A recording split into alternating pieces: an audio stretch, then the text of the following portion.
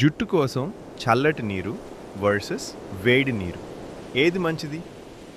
ఈరోజు మనం జుట్టు కోసం చల్లటి నీరు మరియు వేడి నీటి మధ్య ఉన్న ఒక పాత అందం చర్చకు ముగింపు పలుకుదాం.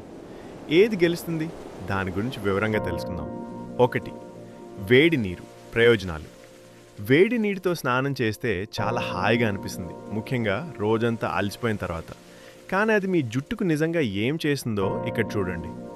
జుట్టు పైపొరను తెరుస్తుంది, మురికి, నూనె మరియు ఉత్పత్తుల అవశేషాలను తొలగించడంలో సహాయపడుతుంది. షాంపూ మరియు కండిషనర్ మరింత ప్రభావవంతంగా పనిచేసేలా చేస్తుంది. కాబట్టి శుభ్రపరచడానికి వేడి నీరు చాలా మంచిది, ముఖ్యంగా మీ తల చర్మం జిడ్డుగా ఉంటే. 2. చల్లటి నీరు ప్రయోజనాలు. ఇప్పుడు చల్లటి నీటి గురించి మాట్లాడుకుందాం. వినడానికి భయంగా అనిపించినా దానివల్ల కొన్ని నిజమైన ప్రయోజనాలు ఉన్నాయి. జుట్టు పైపొరను మూసివేసి నునుపుగా చేస్తుంది, జుట్టును మరింత మెరిసేలా మరియు చిక్కులు లేకుండా చేస్తుంది, తేమ మరియు పోషకాలు నిలుపుకోవడంలో సహాయపడుతుంది. చల్లటి నీరు లోతుగా శుభ్రపరచదు, కానీ అది జుట్టును సీల్ చేస్తుంది, మీకు నునుపైన మెరిసే జుట్టును అందిస్తుంది. 3.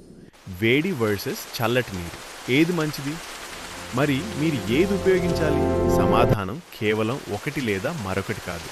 ప్రారంభంలో వేడి నీటిని ఉపయోగించండి, సరిగ్గా కడగడానికి మరియు శుభ్రపరచడానికి. చివరిగా చల్లటి నీటితో ముగించండి, పైపోళ్లను మూసివేసి మెరుపును పెంచడానికి. ఈ కలయిక మీకు 2 ప్రయోజనాలు అందిస్తుంది: శుభ్రమైన, నునుపైన మరియు మెరిసే జుట్టు. 4. త్వరిత చిట్కాలు. మీకు పొడితల చర్మం ఉంటే వేడి నీటిని ఎక్కువగా ఉపయోగించవద్దు. మీకు చిక్కులు పడే జుట్టు ఉంటే చల్లటి నీటితో ముగించడం ఒక అద్భుతమైన మార్పును తెస్తుంది. షాంపూ తర్వాత ఎల్లప్పుడూ మంచి కండిషనర్ ఉపయోగించండి.